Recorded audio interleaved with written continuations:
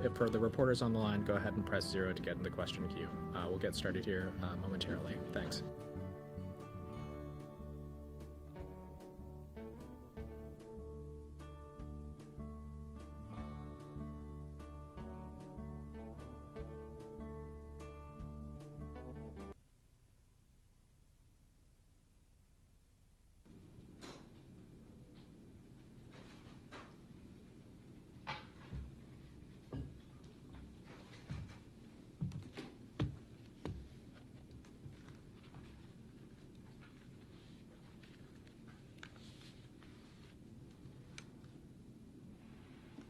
Everybody ready?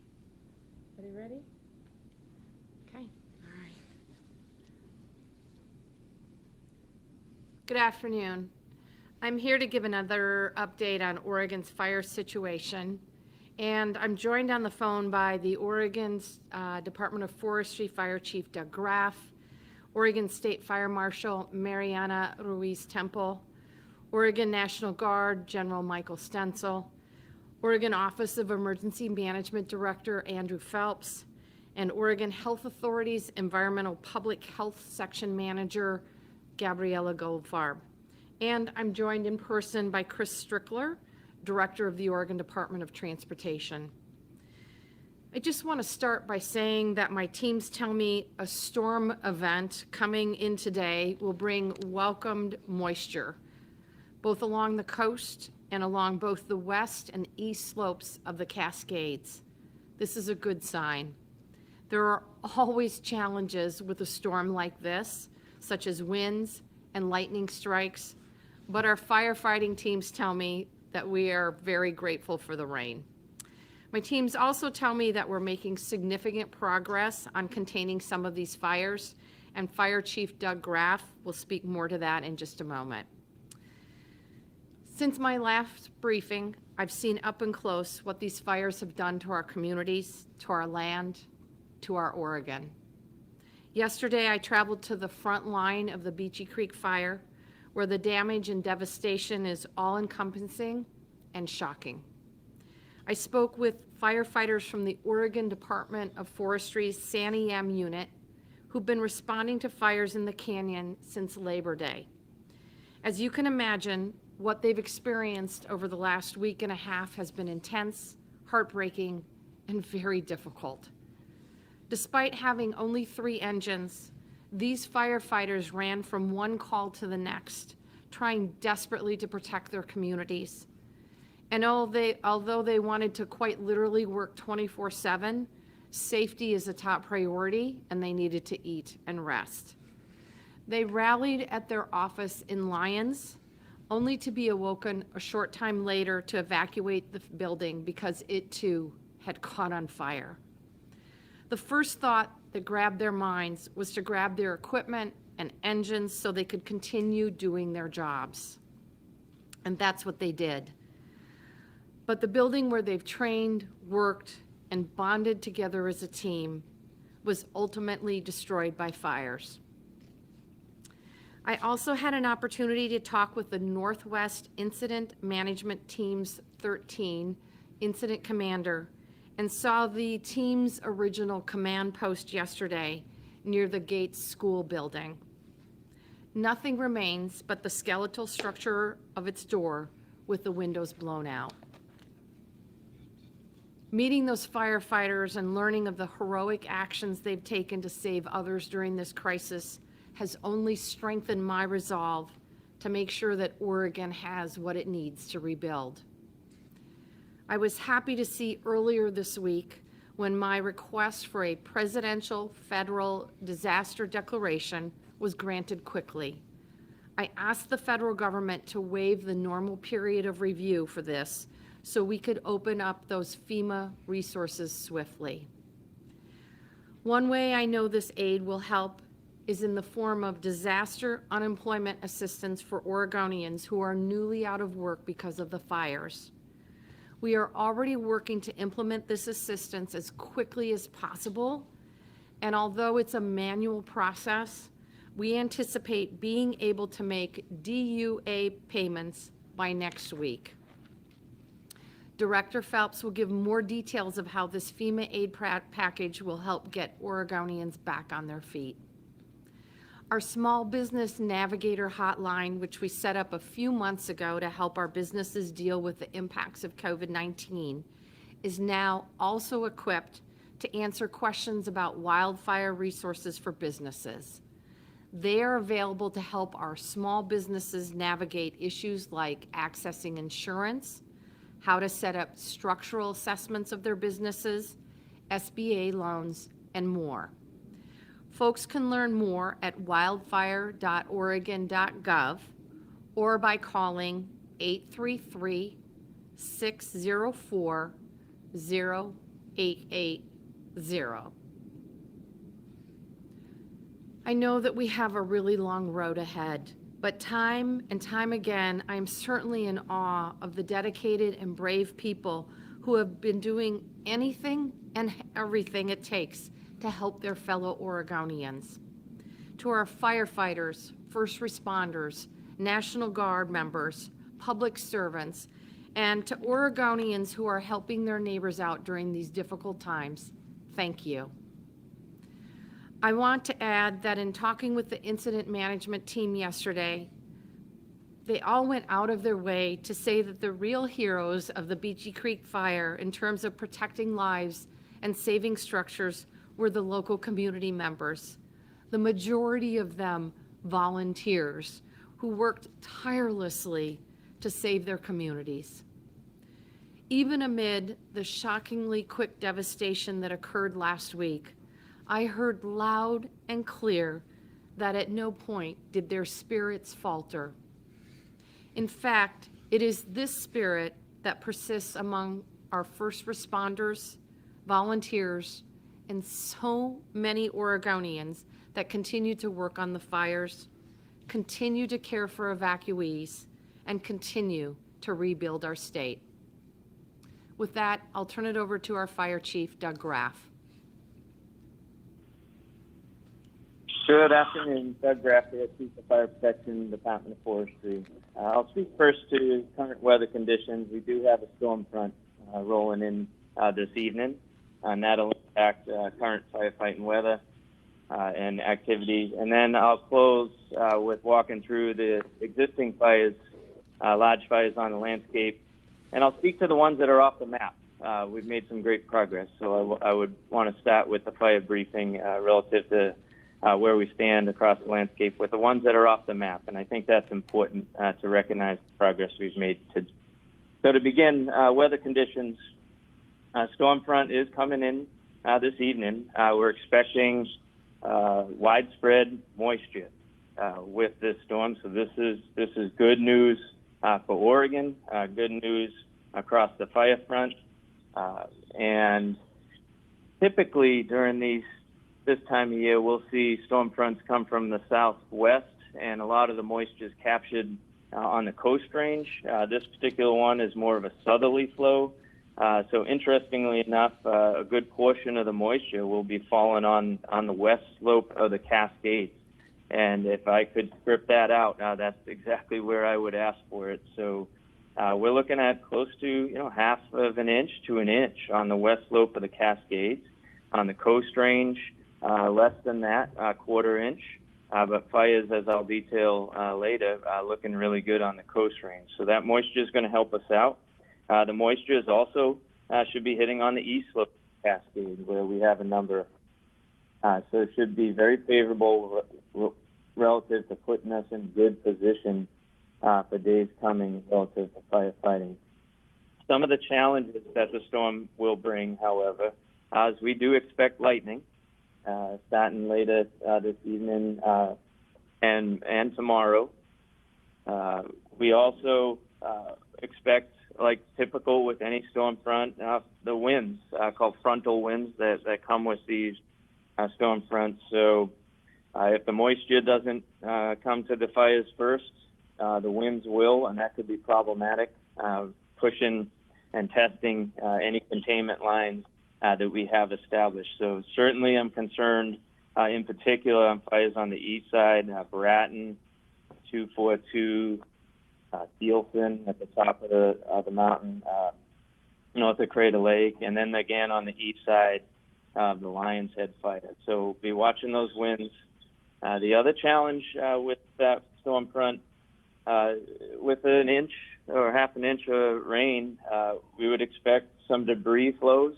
We have a lot of bare soil out there from dozer lines and hand crews, and we're expecting some of that to unravel, exposed to the rain. We'd expect fallen trees across our lines. So it'll take some more work to repair control lines after this storm. About 24-hour period, perhaps through Friday, some maybe a little bit longer than that. The storm will hit us, and then following that storm event, cooler temperatures, higher relative humidities. So all in all, this is a good forecast for Oregon for us to continue to make strong progress across all these fires. So I'll shift now to what we don't have on the landscape, and I think that's really important measure of where we stand today following that historic east wind event now over a week ago. I've reported on the number of fires, and I'll just list them because these ones have control lines around them, and they've held now for well over 72 hours. We've moved resources off of these fires onto the larger ones on the landscape, so reallocation is appropriate.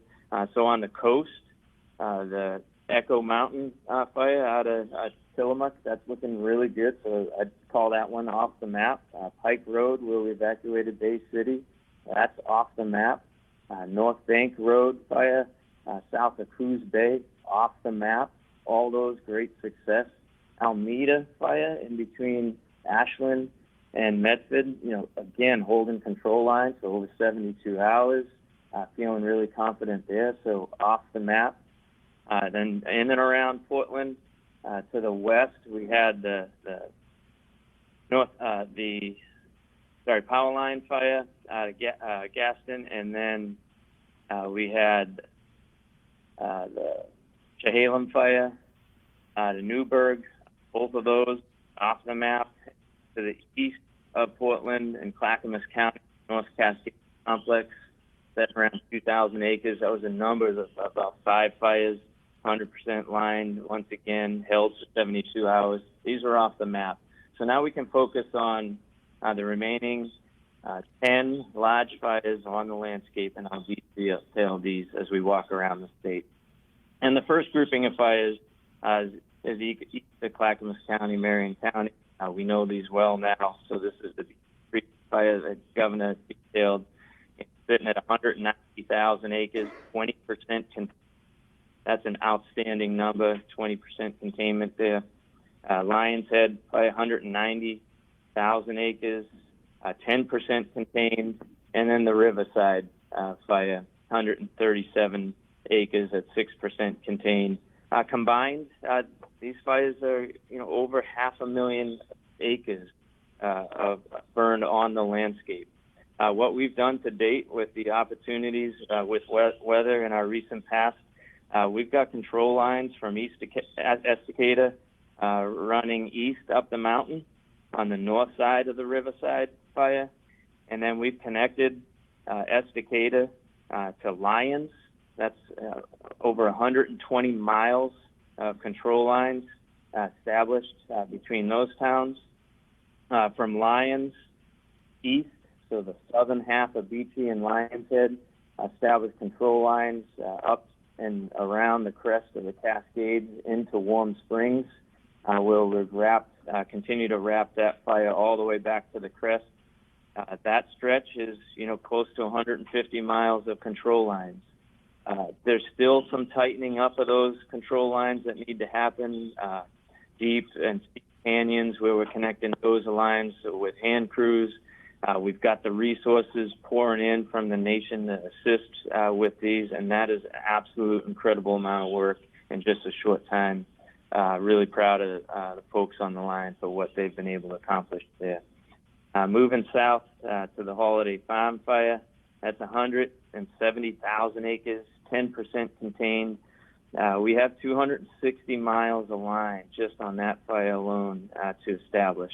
And we're using existing road systems where available, heavy equipment, and tying in those dozer lines with hand lines in the steep canyons. Apache Creek fire, just to the south at 130,000 acres, very similar in size, tremendous amount of work, but 20% containment on that fire. So again, outstanding work, taking advantage of the opportunities. Continuing to the south, an area I'm concerned with is Steelton fire. This is north of Crater Lake. It sits at 8,600 at 1% contained. This is tougher ground to access, mostly hand crew work. So the team's in there doing good work. That's been hitting, the winds are hitting that up in the high country. So we're going to continue to move resources to that fire as needed. The 242 fire out of Chiloquin, looking great at 30% contained, 14,000 acres. That one's been holding lines for 72 hours. I didn't want to take that one off the map necessarily until after these winds move through. So really, my hope is that holds over the next 24, 48 hours, and I think we can put that one behind us. We're moving resources already off of that fire to other fires that are in critical need, such as Bratton. That's south of Paisley at 34,000 acres. But again, 30% contained. Did some really good work holding lines in and around Paisley. But I am concerned about the winds pushing that fire. National Guard's been able to fly on that. That's one of the fires that we've had some clean air. So that's been productive work on the east side of the hill. South Obenchain fire outside of Medford sits at 32,000 acres, 25% contained. Again, impressive work. A lot of communities in and around that fire. So a lot of attention relative to focusing our resources there to hold those lines. We did wrap control lines around that fire a couple days ago. So beginning to gain some confidence relative to holding that fire with this moisture. That's one of those fires that's going to benefit greatly from the forecast.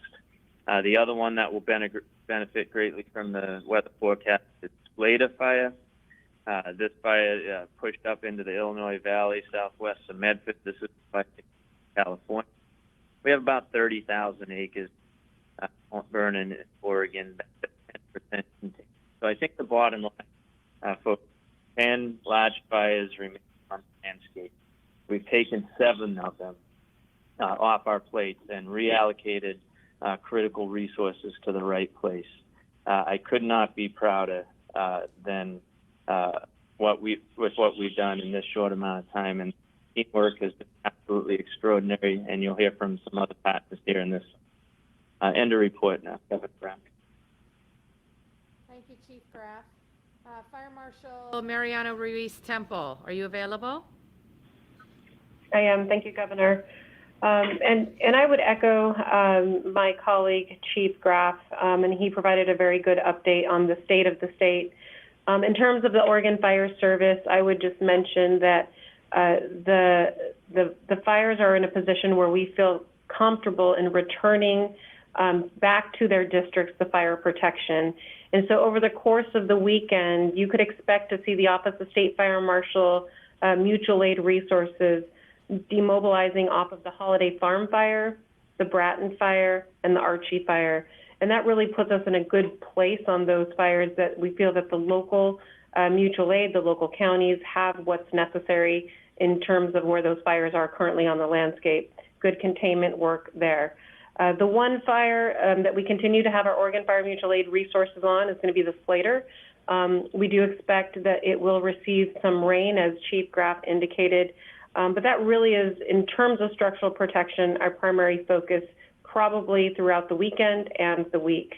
And essentially, that's where we are. I just want to highlight that this has been an unprecedented year for conflagrations and for fire, as we all know, upwards of 11 or 12 conflagrations. And it was truly all responders at every level. I want to make sure to make a point to thank our dispatchers who worked 48 straight hours on many of these fires, being the lifeline between fire responders and our public that needed our assistance. Sheriff's Office, local law enforcement, Oregon State Police, and our emergency managers. And I do want to give another shout out to the volunteers. The Oregon Fire Service is made up of 70% volunteers, truly the backbone of the Oregon Fire Service. And there is no way that we would be in the position that we are without the work of our local fire departments and our local volunteers coordinating completely across the complete coordinated system. Thank you very much. Thank you, Fire Marshal Ruiz Temple. General Stencil, could you please give us an update regarding the Oregon National Guard's involvement? Sure, thank you, Governor. Good afternoon, everybody.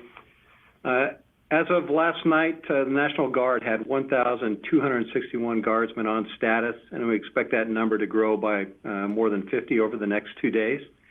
Our traffic control points across the state have grown by more than 100 since the last time we briefed.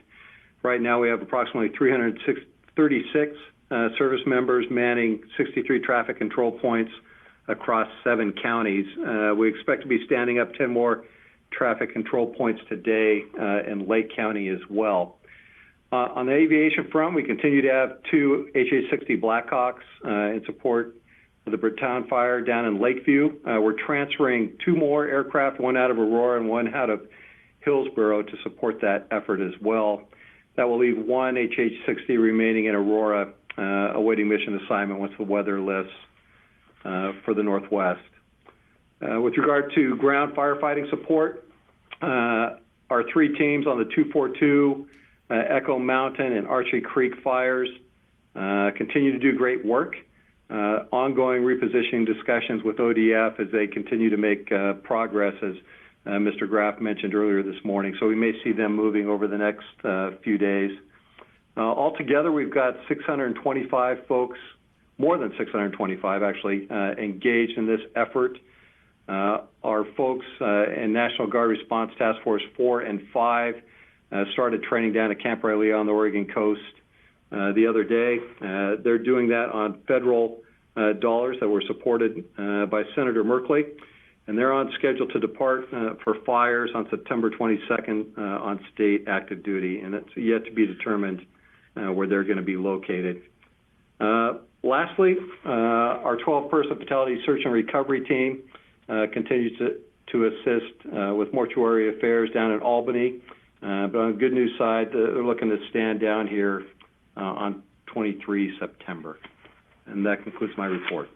Thank you, General Stencil, and I also want to give a shout out. I know that a number of our National Guards men and women have volunteered for this effort and have left their places of employment.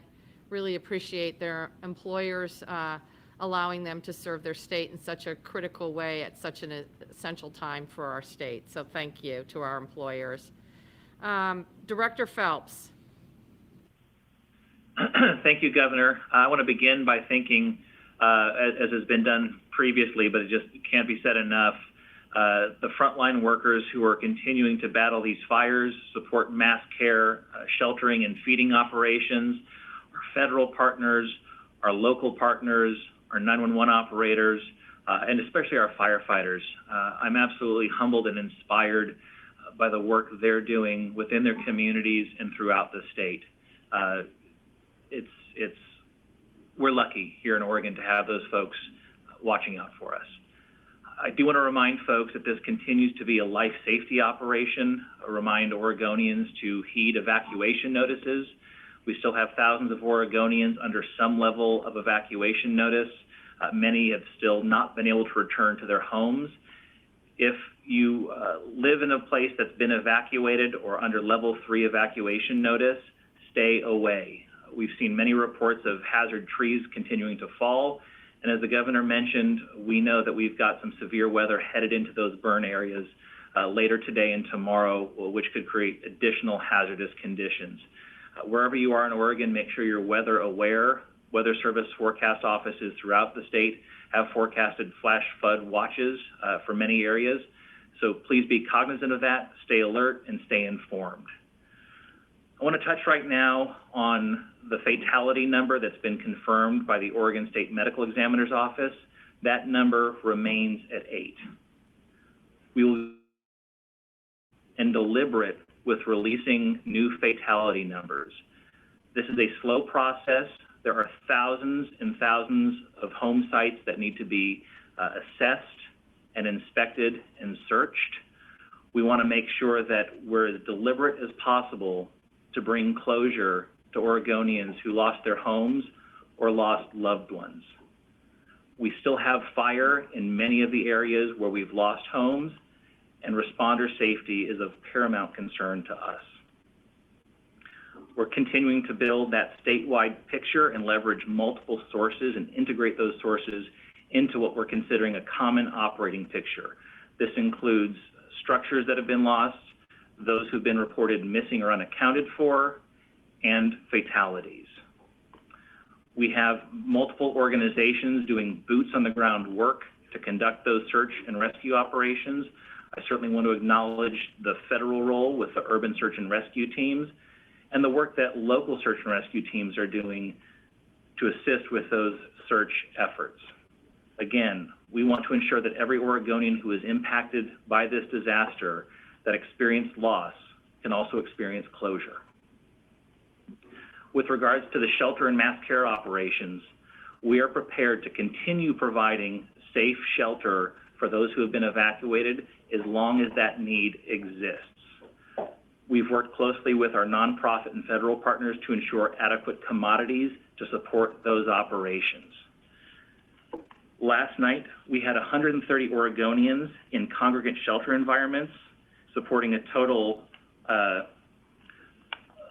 875 individuals in a congregate setting. Again, I want to emphasize 130 of those folks were in a traditional congregate shelter environment across 6 shelters, but the majority are being supported through recreational vehicles living on site at those shelter locations. We have a far higher number of folks staying in non-congregate shelter environments, most notably hotels and motels. Last night, the Red Cross reported 2,195 individuals being sheltered in 1,243 hotel rooms across 68 different hotels in multiple counties. This is a tremendous operation to ensure each of those folks have the services and support that they need. But again, I want to continue to emphasize we will remain engaged through the Red Cross and our Emergency Support Function 6 state agency lead, Department of Human Services, to continue providing safe shelter for all those who need it who are impacted by these fires. I want to touch briefly on our increased look to long-term recovery operations. As the governor's noted, we did receive a federal disaster declaration, and this brings additional support not just to governments who suffered losses to infrastructure, but also to individuals who are impacted. I want to focus specifically on individual assistance. Individual assistance is made available to folks who are impacted by this disaster in Clackamas, Douglas, Jackson, Klamath, Lane, Lincoln, Lynn, and Marion counties. We want to encourage folks to register for individual assistance and apply for those benefits through the FEMA assistance program. You can visit www.disasterassistance.gov, or you can call 1-800-621-3362 to access recovery services and support. We want to ensure equity and appropriate access for all Oregonians who were impacted by this disaster. We continue to make materials and information available in multiple languages, but we really want to work to make sure every Oregonian who is impacted is met where they are and has access to the services that they need. I do want to be clear with individual assistance. We want to encourage Oregonians who were insured to utilize the maximum insurance benefits to which they're entitled. We're working with state agencies and federal partners to ensure that happens. But we also want to manage that expectation of what can be expected through individual assistance. There's a maximum household benefit of $35,500 for folks who are uninsured or underinsured and lost property. This includes repairs that can be made, providing temporary housing or replacement of household appliances and goods.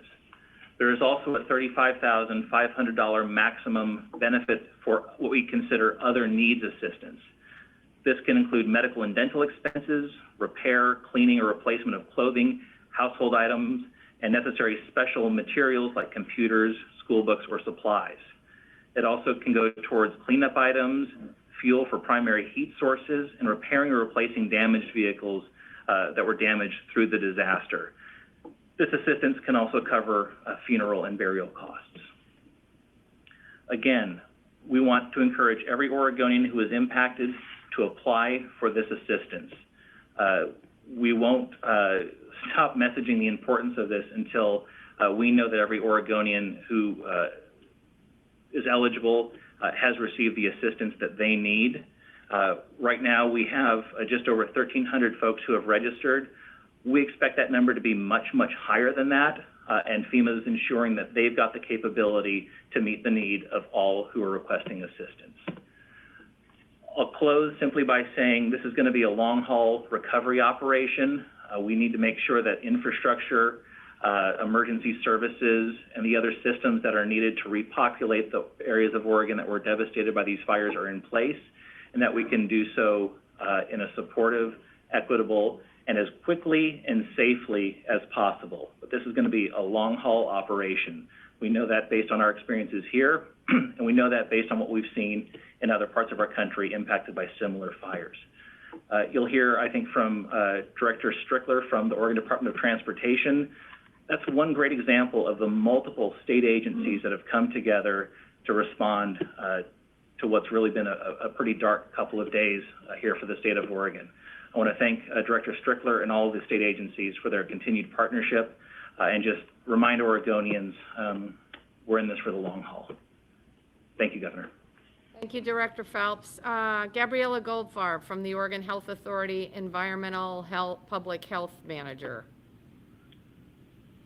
Thank you, Governor. The last time you spoke, we had some not great news about air quality, and I need to urge people that our air quality advisory, that Department of Environmental Quality issues, is in effect through today, but based on a recent smoke coordination call, again, with weather, air quality, fire, and health agencies, we are seeing good news in terms of air quality coming soon for most parts of Oregon. People along the coast are already seeing good air quality. We are optimistic that smoke in the rest of Western Oregon will clear by the middle of the day Friday. Central Oregon skies will clear over the course of Friday and Saturday. That might not be the case near active Oregon fires or places in Southern Oregon impacted by smoke from California fires, and particularly the Slater fire that Chief Graff was talking about, for example. The smoke can be unpredictable, and with these fires still on the landscape, we'll have to keep an eye on conditions and update them. So when we get that rain tonight that Chief Graff spoke about, that will help flush smoke from the atmosphere and hopefully tamp down the fires without bringing the lightning that starts new ones. And the exception to this improved smoke picture may be far eastern Oregon, where Baker, Malheur, and Harney counties may have lingering smoke, though improving to less harmful levels into next week. So we do want to urge people who don't live on the coast to sit tight. Our first responders are still needing roads to stay clear for firefighting and moving people displaced by fire. And that advice about staying home is also really important for limiting the spread of COVID-19, of course. Other than that, we are turning our attention to trying to ensure safety of people who are returning to burned areas, and we have that information on wildfire.oregon.gov. We're developing a new resource we hope to have on the website today or at latest tomorrow morning for people whose properties did not burn, but they may be returning or just getting ready to open up their windows to having a lot of ash and soot around. And so we'll be getting a resource up about how to safely clean that up. Unfortunately, we are still seeing, again, the elevated folks. It's not, I think last time I said 1 in 10 people are coming in with asthma symptoms. It's a little bit less. It's about 9.1% is our most recent monitoring, but that's still above the normal levels that we would see. So we are seeing those smoke impacts, and even after the smoke clears, people may still feel the effects over the next week or two. For most people who are otherwise healthy, they should start feeling better, pretty soon after the air clears. Thank you, Governor. Thank you, Gabriella. And last but not least, Chris Strickler, the Director of the Department of Transportation, to talk about our road situation. Thank you, Governor Brown. First and foremost, my heart and thoughts go out to those impacted by this significant event. And my sincere appreciation to the first responders and those that are on the fire line, really keeping the rest of us safe and able to sit in this room today. In addition to our ODOT employees that are assisting them, the work is just tremendous. The wildfires across the state are simply unprecedented, as you've heard today, and the loss and damage won't be fully understood for many weeks or even months to come. Oregon's road system is absolutely critical to our ability to respond, not only to the fires, but for the communities to recover as we start to get back on our feet. The magnitude of damage to our roadways cannot be overstated. We're already actively working to assess, repair, and reopen roads in areas where we've deemed them safe. It's important for the public to hear that roadways where fires have burned through are incredibly dangerous.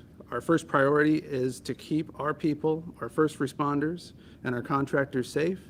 If they can't show up to work and continue to do the work that they're doing, then it limits or delays the ability for us to continue to open the roadway. So we have to do it in a safe manner. A few facts that really come into the safety realm and really start to bring a picture to what we're experiencing out there. Weakened, falling, or fallen trees are everywhere on many of the routes or the fire areas that you've already heard about.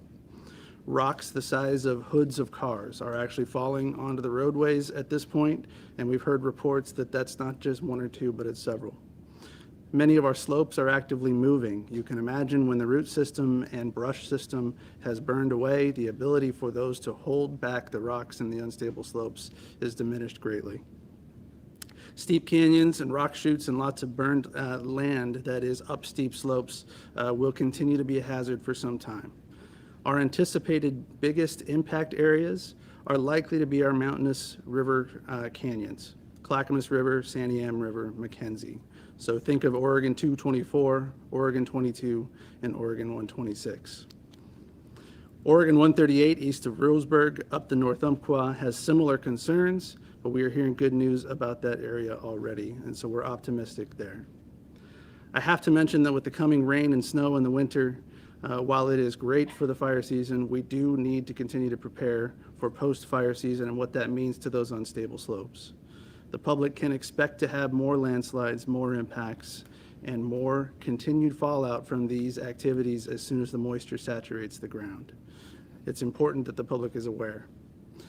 It's also important for the public to hear that ODOT are federal, local, and utility, as well as private partners. And that's just about everybody mentioned. And you've heard the private enterprise kicking in and the communities really diving in to help themselves and help each other are significant and are absolutely working as fast as possible to repair and reopen the roads across the state.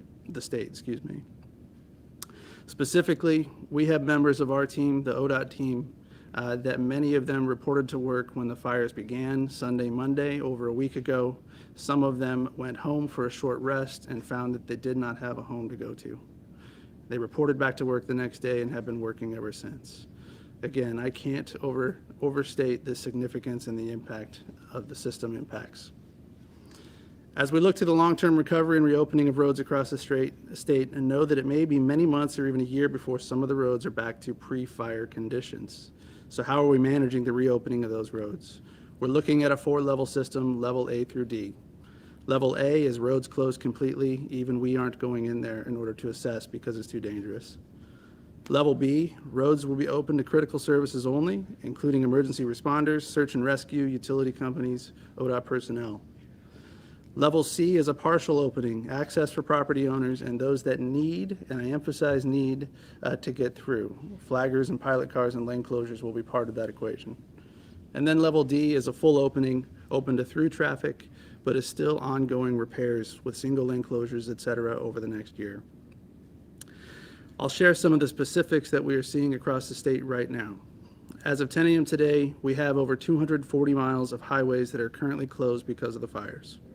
Most of them are already in level B status and are open for critical service, while the fire crews, utility companies, ODOT crews, and contractors are busy at work trying to restore as much as possible.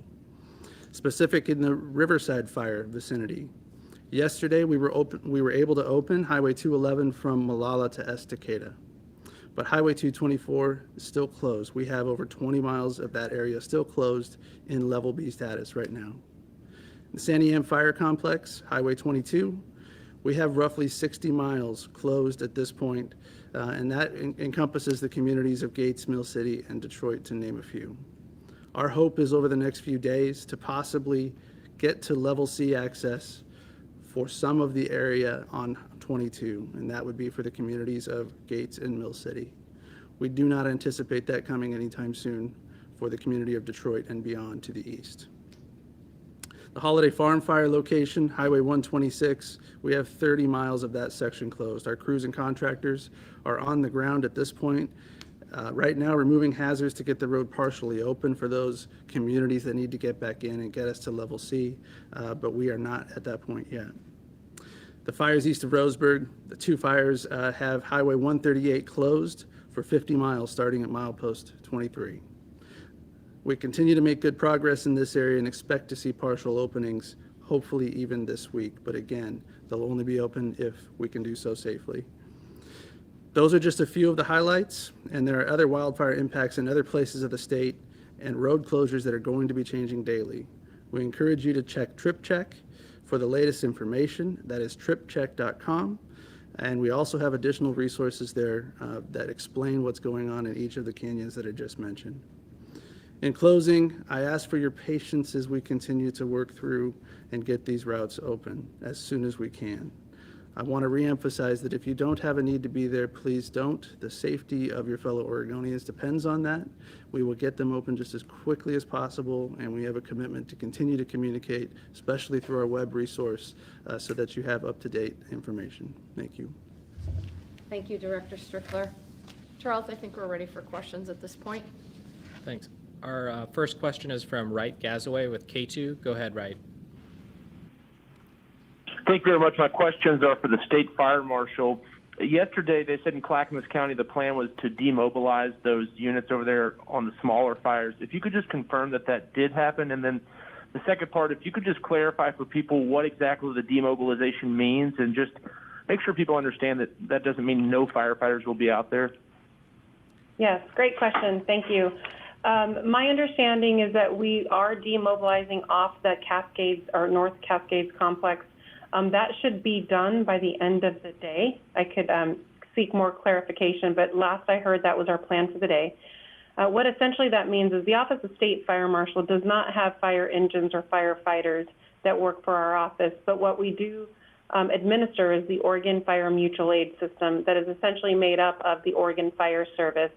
And so when counties need additional assistance above and beyond what they have locally, they do request assistance through the Fire Mutual Aid System. And when we demobilize off of fire, what it essentially means is that that local county fire defense board chief, that he or she feels that she has enough response, or that they have enough resources left to take on back any of their fire response needs. So it's a conversation locally with the local fire chief, with that fire defense board chief, making that decision that they feel comfortable enough to release resources and that they will take on those duties. Okay, thank you so much. Thanks, Wright. Our next question is from Katie Strite with KOBI. Go ahead, Katie. This is a two-part question for Andrew Phelps. When will the state have a physical presence in Jackson County? And then when will the state lay out what its emergency housing plan is?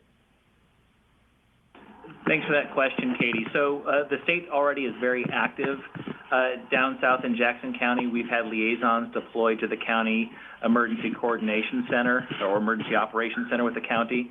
We also have a large federal presence conducting the search and rescue missions in the areas of the Alameda Drive fire.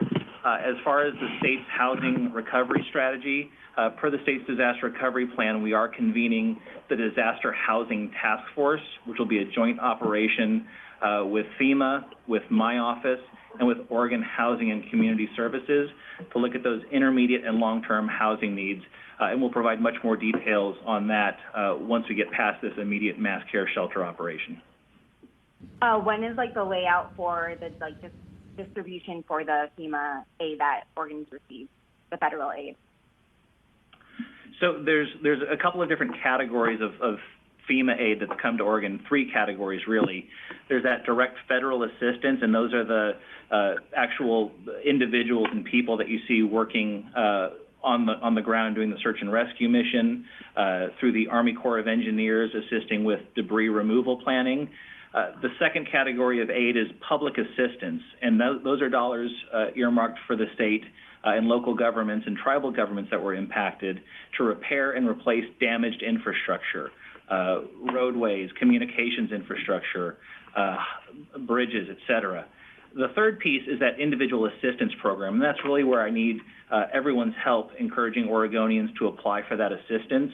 There are programs that can make funding and other assistance to meet immediate needs available now for folks to apply for. We just need to get them into the system and start working through that process. We would expect that we'll be incurring costs and working through reimbursements for years. This is going to be a very complicated, long-term recovery operation, and it's not going to move, I don't think, as quickly as any of us would like it to, but we need to ensure we're being deliberate about how we're leveraging those federal dollars, ensuring we're rebuilding back the right way, and building back in a way that makes us less susceptible to these types of disasters in the future. Awesome, thank you. Thanks, Katie. Our next question is from Sarah Klein with the Associated Press. Go ahead, Sarah. Hi, yes. I know there have been high hopes for the incoming rain, but you guys also expressed some very serious concerns, including lightning, which originally ignited some of the fires on the West Coast, and strong winds if they arrive before the rain. So with that said, I'm wondering how critical is the weather in the next 24, 48 hours? And is it possible that the fires could get worse instead of better with this weather? Chief Graff, do you want to take that one? I will, Sarah. Thanks for the question. Absolutely, and that's why I stressed that on the front end. For the next 24 hours, I'm expecting some challenges with the weather. The storm front does bring favorable moisture. However, there are some downsides, and that's those winds.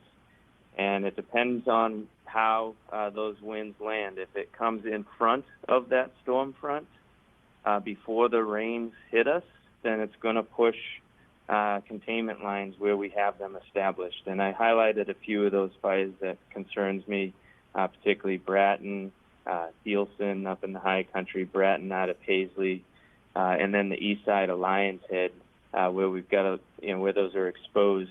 Deeper into the canyons, further north on the west slope of the Cascades, feeling a little bit more confident. But the reality is those winds certainly could push fires and will challenge us.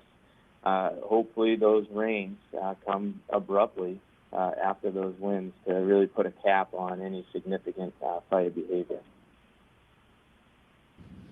Thank you. Thanks, Sarah. Our next question goes to Peter Wong with the Portland Tribune. Go ahead, Peter.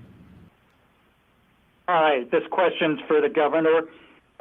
Monday, you referenced Senate Bill 1536, which died with the 2020 regular legislative session. What are you prepared to do to advance the proposals that the Wildfire Council came up with and which you put into the form of legislation? Thank you, Peter. Given the focus around saving lives and search and rescue operations and making sure that firefighters in the field have adequate team members, people power, and resources, we're focused there right now. but I will tell you that I expect the legislature to take up these issues before the end of the year, that we have to really tackle how we ensure that our forest lands are managed through responsible thinning, harvest, fuel reduction, as well as prescribed fire, that we have to make sure that our communities are better prepared in terms of evacuation plans, like they were set forth in the legislation, and that we have to make sure that we are fighting these fires with current methodologies as opposed to systems that were put in place over 100 years ago. Both the intensity, the temperature, the frequency, and the length of the fire season have substantially changed in the last several decades. Oregon needs to update our firefighting strategies to meet those new challenges. Thanks, Peter. Our next question comes from Blake Allen with KTBZ. Go ahead, Blake. Yeah, this question's for the governor. I've listened to the concerns of the Oregon Construction Contractors Board. From the state level, what measures are being taken to protect homeowners from scammers as, there's worries they might come in and look to take advantage of those looking to rebuild their homes? That is a really great question. I am asking the Attorney General to focus her efforts as we move into recovery around preventing scams and price gouging. I will tell you that I had to sign a price gouging order last week because of increased prices at certain lodging institutions. I am hoping that action, along with other actions from the Department of Justice, will prevent scams. But we know they're going to happen. So it's going to require both education, information to consumers, and of course, enforcement. All right, thank you. Thanks, Blake. We have time for just a couple more questions, so we'll go now to Dick Hughes. Go ahead, Dick. Thank you very much. Governor, I'd like to ask about press access. Yesterday, each day is a blur, so I think it was yesterday that you went up to the Sandy M Canyon with a number of folks and looked at the fire situation firsthand. I was curious whether there were any press who were invited to go along, and if not, why not? I certainly wouldn't expect all Oregon press, including me, to be invited. Thank you, Dick. I did go up the Sandy M Canyon area yesterday to tour the Beachy Creek fire lines, to meet with first responders and law enforcement and National Guardsmen and women, and thank them for their incredibly heroic efforts. We did not bring any press along on that particular tour. I did bring the Senate President, Peter Courtney, along with me, so I assume he will share his perspectives and his stories as well. I will tell you, Dick, we planned to tour the Mackenzie River Canyon area today. Unfortunately, the conditions were not safe, so we are not going there, did not go there today.